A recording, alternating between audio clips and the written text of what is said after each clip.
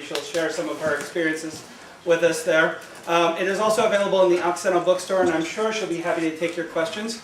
We have a variety of folks here in the audience today. I'm really happy about that. Folks from Sociology, from UAP, from Education. So please, I'm sure she'll be able to speak on a variety of topics regarding the school lunch program. So if you'll join with me in welcoming Professor Janet Poppendieck.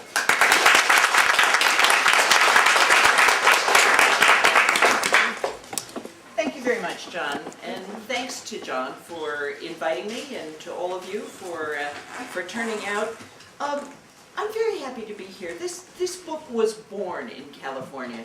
My last sabbatical, I spent a semester, 2 quarters at UCSC, and in the course of things, I asked my students to write their school lunch memories for me. And that really energized me. I'd already had the idea for doing a book on school food, but I must say the stories they told me were an important part of the motivation to move ahead with this. I have to say that when I figured that the audience would be largely students, I had some qualms about which talk to give. When you've just finished a long process of research and writing, you're all full of talks. You have lots of talks you could give. But as the last few weeks have unfolded with Jamie Oliver calling attention to the school food situation in the United States, just out of curiosity, let's start with how many people have actually seen an episode or excerpts from it? Okay, so and how many people are aware of the Jamie Oliver phenomenon? So that's almost everyone. Okay, he's a British chef who was instrumental in calling attention to the wretched state of school food in much of the UK, and now here he is in Huntington, West Virginia, which showed up on a Center for Disease Control list as the unhealthiest city in the United States, trying to change the way they eat by changing school food. And it's a real sort of reality TV, although I think it's a highly modified and controlled reality TV. So that has brought attention to the quality of school meals.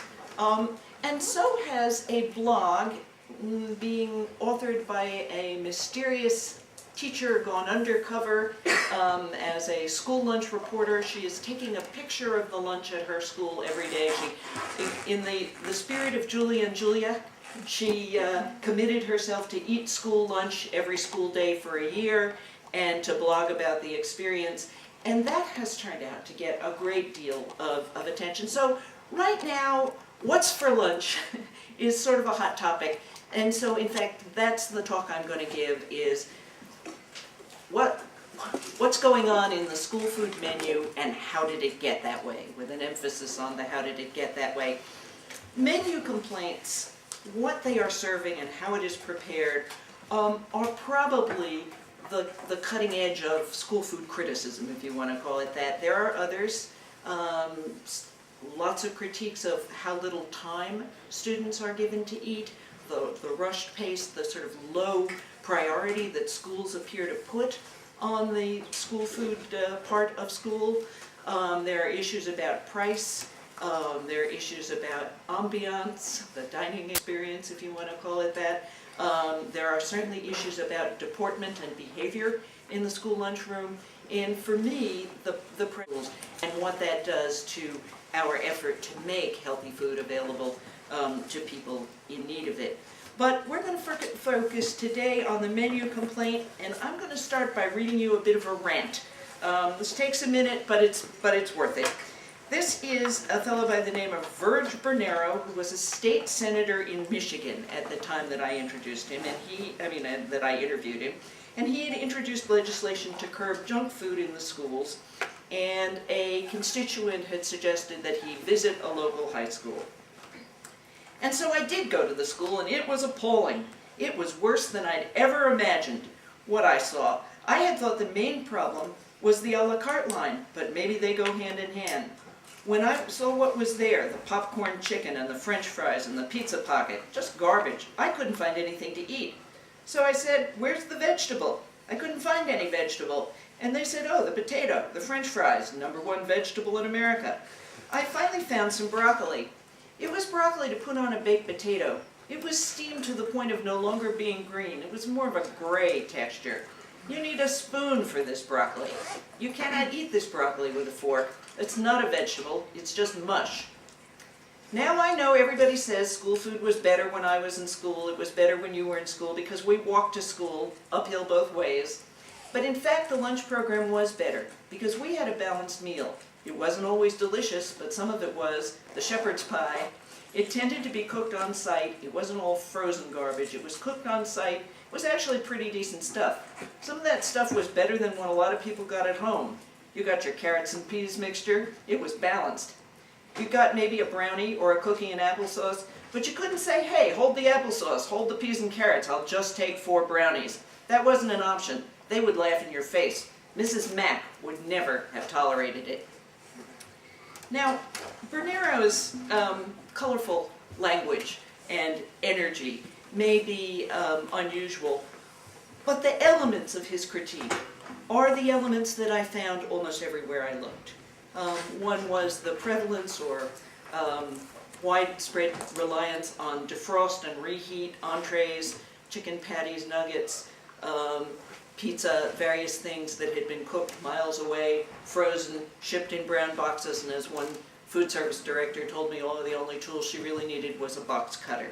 So the complaint about the defrost and reheat, the complaint about the plethora of fast food, handheld type items, the scarcity of fresh fruit and vegetables, and the distortions introduced by competitive foods. When he was talking about Mrs. Mack and the brownies and saying, hold the peas and carrots, hold the applesauce, I'll just have 4 brownies. That's because, unlike when Virg Bernero was in school and we were all walking uphill both ways to and from school, quite a feat, now many schools, most schools, sell other foods in competition with the federally regulated, nutritionally regulated lunch. So in fact, a student can say, I'll just have 4 brownies. There is a phenomenon that I call school food nostalgia, and it's only a factor for people of a certain age. People like Bernero who remember the shepherd's pie. I was fond of a guy I quoted from in Texas who talked about the warm, yeasty aroma. People I've talked to who remember the smell of bread being baked on site in their school. So what has happened to school food? How did it get this way? There are 5 components to the answer, so I'm going to zip through them as best 3 would be better for an afternoon talk, but we got to do all 5, so I'll try and hit them lightly. The first is that school food finance changed, and I'll come back to that in a minute. Food has changed, families have changed, federal policies have changed, and food marketing has changed. So let me start with the school food financing story. I need to put a little tiny bit of background in here for people who might really not know much about how school food works. Let me just have a show of hands. How many of you ate the official school meal when you were in high school or junior high?